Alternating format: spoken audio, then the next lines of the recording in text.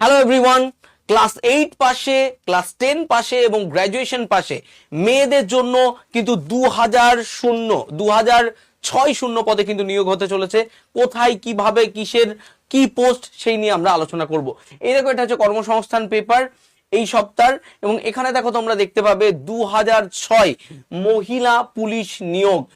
দেখো, শিশু ও মহিলাদের সুরক্ষার জন্য পুলিশ বাহিনী, দুটো পুলিশ ব্যাটালিয়ন তৈরি হবে। একটা হচ্ছে মাতঙ্গিনী হাজরা ব্যাটালিয়ন, একটা রানী শিরোমণি ব্যাটালিয়ন। এটা হচ্ছে SPRF, special police reserve force.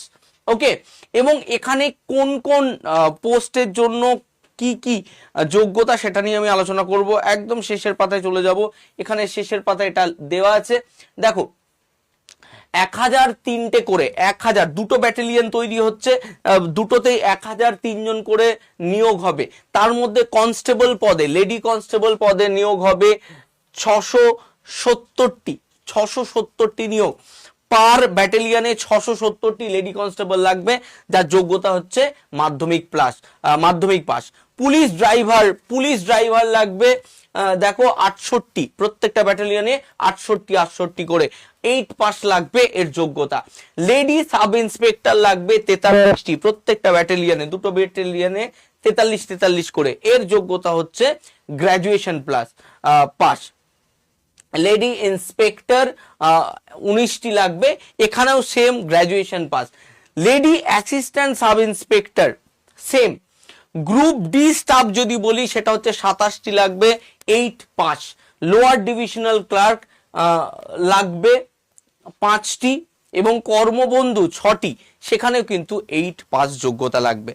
তো এইটাকে তোমরা যে দেখা গেল কনস্টেবল দেখানো আছে 670, এটা ডবল করে নাও, ডবল লাগবে লেডি কনস্টেবল। এইভাবে তোমরা বুঝে নাও।